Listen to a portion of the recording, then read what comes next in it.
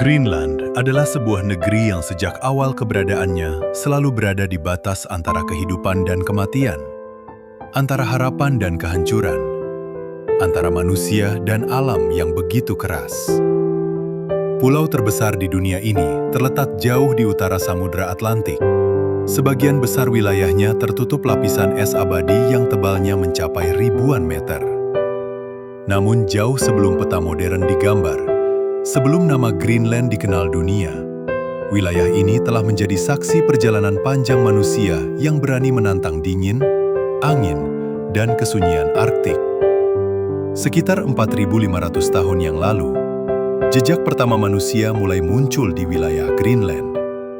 Mereka bukan bangsa Eropa, melainkan kelompok pemburu dari wilayah Arktik Amerika Utara yang bermigrasi secara bertahap mengikuti pergerakan hewan buruan.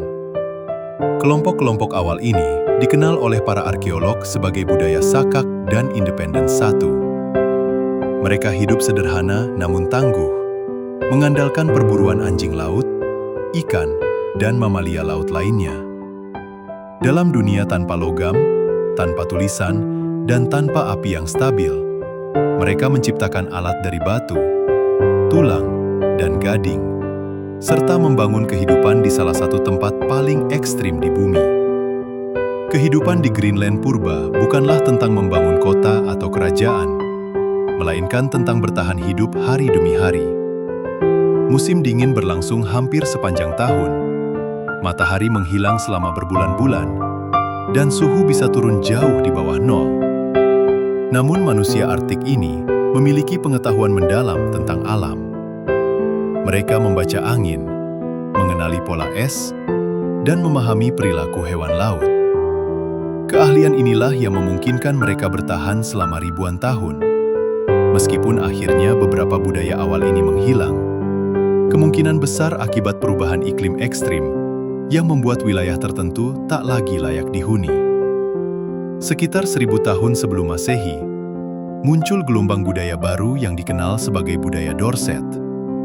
Mereka membawa teknologi berburu yang lebih maju, terutama dalam menangkap anjing laut di atas es. Orang Dorset hidup terisolasi, hampir tanpa kontak dengan dunia luar. Mereka tidak menggunakan anjing penarik kereta luncur, sebuah hal yang kelak membedakan mereka dari budaya Inuit modern. Dalam kesunyian Arktik, budaya Dorset berkembang dan kemudian menghilang secara misterius sekitar abad ke-14, meninggalkan pertanyaan besar yang masih diperdebatkan para ilmuwan hingga hari ini.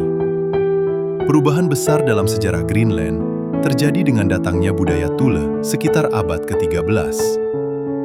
Inilah nenek moyang langsung orang Inuit Greenland modern. Mereka datang dari Alaska, membawa teknologi revolusioner, kereta luncur anjing, perahu umiak besar, dan teknik berburu paus. Dengan kemampuan berburu paus bowhead yang sangat besar, masyarakat Thule mampu mendukung populasi yang lebih besar dan kehidupan sosial yang lebih kompleks. Mereka berpindah dari satu wilayah ke wilayah lain, mengikuti jalur migrasi paus, dan akhirnya menyebar ke seluruh pesisir Greenland. Sementara itu, jauh di selatan, dunia sedang berubah. Bangsa Eropa mulai berlayar lebih jauh dari daratan mereka, mencari tanah baru, sumber daya, dan kejayaan. Di Skandinavia, bangsa Viking berkembang sebagai pelaut ulung, penjelajah, dan penakluk.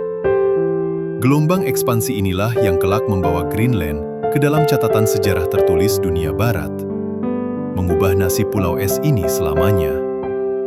Pada akhir abad ke-10, seorang pria bernama Erik the Red, Erik si Merah, diasingkan dari Islandia karena kasus pembunuhan. Pengasingan itu justru menjadi awal dari salah satu ekspedisi paling terkenal dalam sejarah penjelajahan manusia. Berlayar ke barat, Erik menemukan daratan besar yang sebagian pantainya relatif hijau saat musim panas. Dengan kecerdikan seorang pemimpin, ia menamai wilayah itu Greenland atau Tanah Hijau. Sebuah nama yang sengaja dibuat menarik agar orang-orang mau ikut menetap di sana. Ketika Erik kembali ke Islandia, dan menceritakan temuannya, ia berhasil mengurangi rasa takut terhadap tanah asing di barat. Sekitar tahun 985 Masehi, ratusan orang Viking berlayar bersamanya menuju Greenland dan mendirikan dua pemukiman utama, Eastern Settlement dan Western Settlement. Mereka membawa ternak, pertanian, dan sistem sosial Eropa ke tanah Arktik yang keras. Selama beberapa abad, koloni Viking ini hidup berdampingan dan mungkin juga berkonflik dengan masyarakat Inuit yang telah lebih dulu menguasai wilayah tersebut. Namun Greenland bukanlah tanah yang mudah ditaklukkan. Perlahan, iklim mulai mendingin memasuki periode yang dikenal sebagai zaman es kecil. Musim dingin semakin panjang, hasil pertanian menurun, dan jalur perdagangan dengan Eropa menjadi semakin sulit. Satu persatu pemukiman Viking mulai melemah, hingga akhirnya menghilang sepenuhnya, meninggalkan reruntuhan gereja batu, rumah panjang, dan misteri besar tentang bagaimana sebuah masyarakat Eropa bisa lenyap di ujung dunia. Setelah beberapa abad bertahan di pesisir selatan Greenland, koloni Viking perlahan memasuki masa senyap. Tidak ada satu peristiwa tunggal yang menandai kehancuran mereka, melainkan rangkaian panjang kesulitan yang datang bertubi-tubi. Perubahan iklim menjadi faktor paling menentukan. Memasuki abad ke-13 dan ke-14, suhu di Atlantik Utara menurun drastis. Musim panas menjadi lebih singkat, padang rumput menghilang, dan laut membeku lebih lama dari biasanya. Bagi masyarakat Viking yang sangat bergantung pada pertanian dan peternakan ala Eropa, kondisi ini menjadi bencana perlahan yang tak terhindarkan. Sapi, domba, dan kambing yang mereka bawa dari Islandia semakin sulit dipelihara. Jerami tidak cukup untuk melewati musim dingin, dan kelaparan mulai mengintai. Hubungan dagang dengan Norwegia dan Eropa pun terputus satu persatu. Kapal-kapal yang dulu membawa besi, kayu, dan gandum kini jarang datang, terhalang es dan badai. Greenland Viking berubah menjadi koloni terpencil yang terlupakan, hidup dalam keterasingan di ujung dunia. Berbeda dengan masyarakat Inuit, bangsa Viking enggan sepenuhnya menyesuaikan diri dengan lingkungan Arktik. Mereka tetap memandang diri sebagai orang Eropa, mempertahankan gereja, struktur sosial, dan pola hidup lama. Meskipun mereka berburu anjing laut dan rusa kutub, mereka tidak mengadopsi teknologi Inuit seperti kaya ringan, pakaian bulu berlapis, atau strategi berburu paus secara kolektif. Ketidaksediaan beradaptasi inilah yang perlahan menggerogoti daya tahan mereka. Di sisi lain, masyarakat Inuit, keturunan budaya Thule, justru berkembang dengan sangat selaras bersama alam Greenland. Mereka hidup berpindah mengikuti musim dan migrasi hewan laut. Rumah salju, igloo, di musim dingin, dan tenda kulit di musim panas, bukan sekedar tempat berlindung, melainkan hasil pengetahuan turun-temurun yang teruji oleh waktu. Dalam kesunyian Arktik, mereka membangun sistem sosial berbasis kerjasama, berbagi hasil buruan, dan menghormati alam sebagai bagian dari kehidupan spiritual. Kontak antara Viking dan Inuit masih menjadi perdebatan di kalangan sejarawan. Ada bukti perdagangan terbatas, seperti gading walrus dan bulu, namun juga kemungkinan konflik kecil. Dalam saga-saga Norse, Inuit disebut sebagai skreling, istilah yang menunjukkan ketakutan dan ketidaktahuan.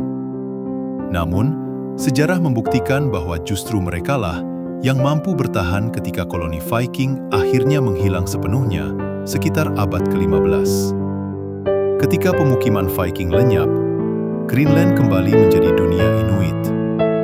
Selama beberapa abad berikutnya, pulau es ini nyaris tidak tersentuh dunia luar. Namun, kesunyian itu tidak berlangsung selamanya. Abad ke-16 dan ke-17 menjadi era eksplorasi global, ketika bangsa Eropa kembali mengarungi lautan dengan tujuan perdagangan, kekuasaan, dan misi keagamaan. Greenland pun kembali muncul dalam peta dan ambisi dunia barat. Bangsa Denmark-Norwegia mulai menunjukkan ketertarikan serius terhadap Greenland, bukan hanya sebagai wilayah geografis, tetapi sebagai simbol sejarah Viking yang dianggap bagian dari warisan mereka. Pada tahun 1721, seorang pendeta dan misionaris bernama Hans Egede tiba di Greenland dengan misi mencari keturunan Viking yang diyakininya masih hidup. Yang ia temukan bukanlah gereja batu Norse, melainkan masyarakat Inuit yang hidup dengan cara yang sama seperti ratusan tahun sebelumnya. Kedatangan Egede menandai awal era kolonial modern di Greenland. Misi keagamaan berubah menjadi dominasi politik. Denmark secara bertahap mengklaim Greenland sebagai wilayahnya, mendirikan pos dagang, dan mengendalikan perdagangan. Kulit anjing laut, paus, dan produk laut menjadi komoditas utama. Namun, di balik aktivitas ekonomi itu, terjadi perubahan besar dalam kehidupan Inuit. Penyakit dari Eropa, terutama cacar, menyebar dengan cepat dan menewaskan sebagian besar populasi lokal yang tidak memiliki kekebalan alami. Meskipun demikian, budaya Inuit tidak lenyap. Mereka beradaptasi, menggabungkan unsur-unsur baru dengan tradisi lama. Bahasa, cerita rakyat, dan cara pandang spiritual tetap hidup, meski berada di bawah bayang-bayang kekuasaan kolonial Denmark. Greenland memasuki babak baru dalam sejarahnya. Bukan lagi tanah yang terlupakan, tetapi wilayah strategis yang perlahan terikat pada politik dan ekonomi Eropa. Memasuki abad ke-18, Greenland tidak lagi hanya sekedar pulau es terpencil di utara. Ia berubah menjadi wilayah kolonial yang terikat kuat pada kepentingan Denmark. Setelah ekspedisi Hans Egede, kerajaan Denmark secara resmi menegaskan klaim atas Greenland dan menjadikannya koloni mahkota.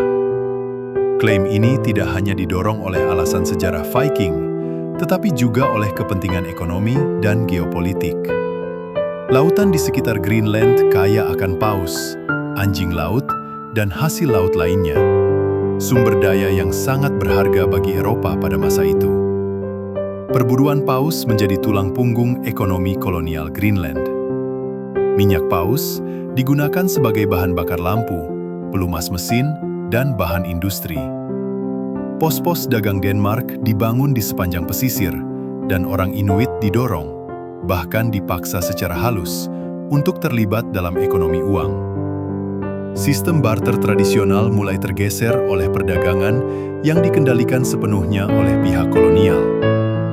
Inuit yang dulunya berburu untuk bertahan hidup, kini berburu untuk memenuhi permintaan pasar Eropa. Namun, kolonialisme Denmark di Greenland memiliki ciri khas yang berbeda dibandingkan kolonialisme brutal di wilayah lain. Denmark menerapkan sistem monopoli perdagangan, yang berarti hanya perusahaan resmi kerajaan yang boleh berdagang dengan Greenland. Di satu sisi, sistem ini membatasi eksploitasi liar dan melindungi masyarakat Inuit dari masuknya pedagang asing yang tidak terkendali. Di sisi lain, monopoli ini menciptakan ketergantungan penuh Inuit pada Denmark, baik secara ekonomi maupun politik. Perubahan sosial pun tak terelakkan.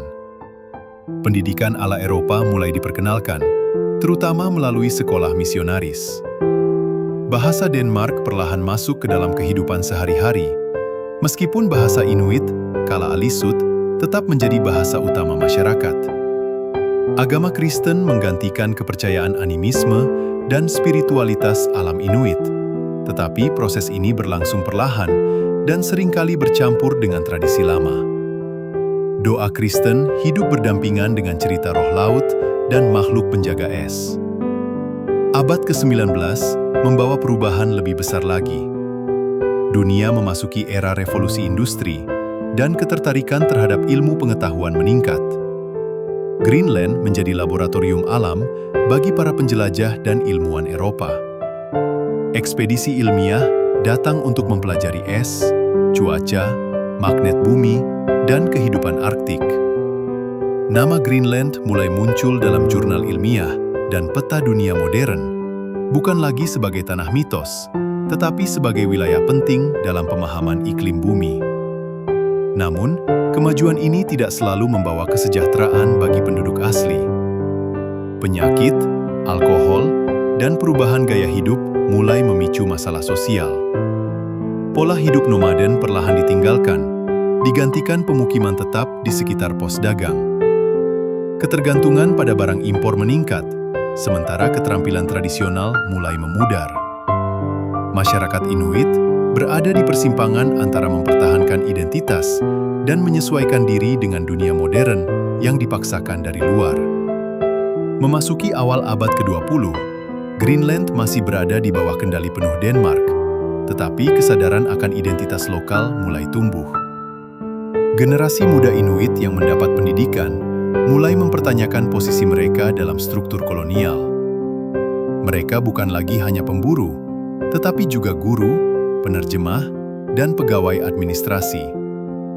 Benih-benih nasionalisme Greenland, meski masih lemah, mulai bersemi di tengah es yang dingin. Perang Dunia Kedua menjadi titik balik yang tidak terduga. Ketika Denmark diduduki Jerman pada tahun 1940, Greenland secara de facto terputus dari pemerintah kolonialnya. Amerika Serikat masuk untuk melindungi Greenland dari potensi ancaman Jerman, membangun pangkalan militer dan infrastruktur. Untuk pertama kalinya, Greenland merasakan dunia modern dalam skala besar, pesawat, radio, dan logistik militer, yang membuka mata banyak orang Inuit terhadap dunia di luar pulau mereka. Pengalaman ini mengubah arah sejarah Greenland. Setelah perang usai, tidak mungkin lagi kembali ke sistem kolonial lama. Greenland telah melihat alternatif, telah merasakan perubahan, dan tidak bisa lagi sepenuhnya dikendalikan dari jauh tanpa suara rakyatnya. Berakhirnya Perang Dunia Kedua menandai babak baru yang sangat menentukan dalam sejarah Greenland. Dunia telah berubah, dan kolonialisme lama mulai dipertanyakan di banyak wilayah. Greenland, yang selama berabad-abad diperlakukan sebagai koloni terpencil, kini berada dalam sorotan geopolitik global. Letaknya yang strategis di antara Amerika Utara dan Eropa menjadikannya penting dalam konteks Perang Dingin. Bagi Denmark, mempertahankan Greenland bukan lagi sekedar soal sejarah, tetapi juga keamanan dan pengaruh internasional. Pada tahun 1953, status Greenland secara resmi diubah. Ia tidak lagi disebut koloni, melainkan menjadi bagian integral dari Kerajaan Denmark. Secara hukum, orang Greenland memperoleh kewarganegaraan Denmark penuh. Di atas kertas, langkah ini tampak sebagai kemajuan besar. Namun dalam praktiknya, perubahan ini membawa tantangan baru. Denmark mempercepat proses modernisasi Greenland dengan pendekatan dari atas ke bawah, seringkali tanpa mempertimbangkan kesiapan sosial dan budaya masyarakat Inuit. Program modernisasi besar-besaran diluncurkan. Pemukiman kecil dipindahkan ke kota-kota yang lebih besar, rumah tradisional digantikan dengan bangunan beton, dan sistem ekonomi subsisten diubah menjadi ekonomi upahan. Anak-anak didorong untuk bersekolah dengan kurikulum Denmark, bahkan sebagian dikirim ke Denmark untuk diasimilasikan. Salah satu episode paling menyakitkan adalah eksperimen sosial tahun 1950-an, ketika sekelompok anak Inuit dipisahkan dari keluarga mereka untuk dibesarkan sebagai anak Denmark kecil. Banyak dari mereka tumbuh dengan krisis identitas yang mendalam. Meski bertujuan meningkatkan kesejahteraan, modernisasi cepat ini menciptakan luka sosial. Alkoholisme, pengangguran, dan keterasingan budaya meningkat. Banyak orang Greenland merasa tercerabut dari akar mereka, hidup di antara dua dunia, tanpa sepenuhnya menjadi bagian dari salah satunya. Di tengah situasi ini, kesadaran politik mulai tumbuh. Orang Greenland mulai mempertanyakan, siapa mereka, dan siapa yang berhak menentukan masa depan tanah es ini. Tahun 1960-an dan 1970-an menjadi era kebangkitan identitas nasional Greenland. Bahasa Inuit kembali diperjuangkan, sebagai simbol perlawanan budaya. Seni, musik, dan sastra lokal berkembang, membawa suara rakyat ke ruang publik. Generasi baru pemimpin Inuit muncul, terdidik namun berakar pada tradisi. Mereka tidak menolak modernitas, tetapi menuntut hak untuk menentukan arah modernisasi itu sendiri. Puncak dari perjuangan ini terjadi pada 1979, ketika Greenland secara resmi memperoleh Home Rule, pemerintahan sendiri dari Denmark. Untuk pertama kalinya, Greenland memiliki parlemen dan pemerintahan lokal dengan kewenangan luas atas urusan dalam negeri, termasuk pendidikan, kesehatan, dan budaya. Bahasa Greenland ditetapkan sebagai bahasa resmi utama. Momen ini menunjukkan bahwa sejarah panjang penindasan dan ketergantungan mulai bergeser menuju kemandirian politik. Namun, otonomi bukanlah akhir dari perjuangan. Greenland tetap sangat bergantung secara ekonomi pada Denmark melalui subsidi tahunan. Di sisi lain, dunia mulai memandang Greenland dengan cara baru. Kekayaan sumber daya alam, mineral, minyak, dan gas mulai menarik perhatian.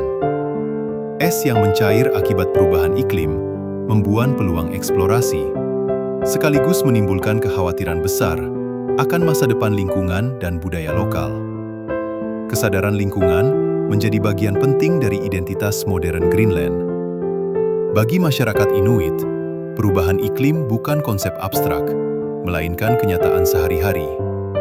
Es laut yang menipis, jalur berburu yang berubah, dan kehidupan tradisional yang terancam.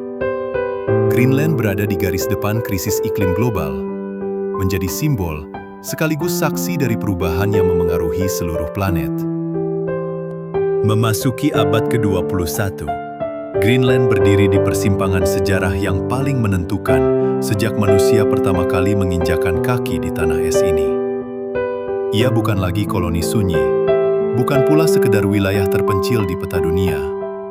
Greenland kini menjadi pusat perhatian global, tempat bertemunya isu geopolitik, perubahan iklim, identitas budaya, dan masa depan umat manusia.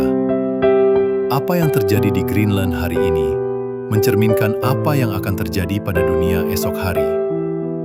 Pada tahun 2009, Greenland memperoleh self-rule, pemerintahan sendiri yang lebih luas. Sebuah tonggak sejarah yang memperdalam otonomi politiknya dari Denmark. Dengan status ini, Greenland mengendalikan hampir semua urusan dalam negeri, termasuk pengelolaan sumber daya alam. Denmark tetap bertanggung jawab atas pertahanan dan kebijakan luar negeri, tetapi arah masa depan Greenland kini semakin berada di tangan rakyatnya sendiri. Langkah ini memperkuat mimpi lama tentang kemerdekaan penuh, sebuah cita-cita yang terus hidup meski penuh tantangan. Namun kemerdekaan bukan perkara sederhana. Ekonomi Greenland masih sangat bergantung pada subsidi Denmark dan ekspor hasil laut, terutama udang dan ikan. Di saat yang sama, tanah dan perairannya menyimpan potensi besar. Logam tanah jarang, uranium, minyak, dan gas. Perubahan iklim mempercepat mencairnya es, membuka akses ke wilayah yang sebelumnya tertutup. Bagi sebagian pihak, ini adalah peluang ekonomi. Bagi yang lain, ini adalah ancaman eksistensial terhadap lingkungan dan budaya Inuit yang telah bertahan ribuan tahun. Greenland juga menjadi arena persaingan kekuatan besar dunia. Amerika Serikat, Tiongkok, dan Uni Eropa memandang Greenland sebagai wilayah strategis Arktik. Pangkalan militer AS di Thule, minat investasi asing, dan rute pelayaran baru akibat mencairnya es menjadikan Greenland bagian penting dari politik global. Namun, masyarakat Greenland tidak ingin kembali menjadi objek kekuasaan asing. Mereka belajar dari sejarah panjang kolonialisme dan berusaha menjaga kendali atas keputusan masa depan mereka. Di tingkat budaya, Greenland mengalami kebangkitan identitas yang kuat. Bahasa Kalaallisut semakin digunakan dalam pendidikan, pemerintahan, dan media. Musik modern bercampur dengan nyanyian tradisional, Seni kontemporer mengangkat kisah nenek moyang, dan generasi muda mulai mendefinisikan ulang arti menjadi orang Greenland di dunia global. Mereka bukan sekedar penjaga tradisi, tetapi juga pencipta masa depan. Perubahan iklim tetap menjadi bayang-bayang terbesar. Lapisan es Greenland mencair lebih cepat dari perkiraan ilmuwan, berkontribusi pada kenaikan permukaan laut global. Setiap retakan es, setiap gletser yang runtuh, membawa pesan sunyi tentang rapuhnya keseimbangan alam. Bagi dunia, Greenland adalah peringatan. Bagi penduduknya, ia adalah rumah yang harus dilindungi. Sejarah panjang Greenland bukanlah kisah tentang es semata, melainkan tentang ketahanan manusia. Dari pemburu Arktik purba, masyarakat Inuit yang bijaksana, koloni Viking yang hilang, hingga bangsa modern yang mencari jati diri, Greenland adalah cermin dari hubungan manusia dengan alam. Ia mengajarkan bahwa kekuatan sejati bukanlah menaklukkan alam, melainkan belajar hidup bersamanya.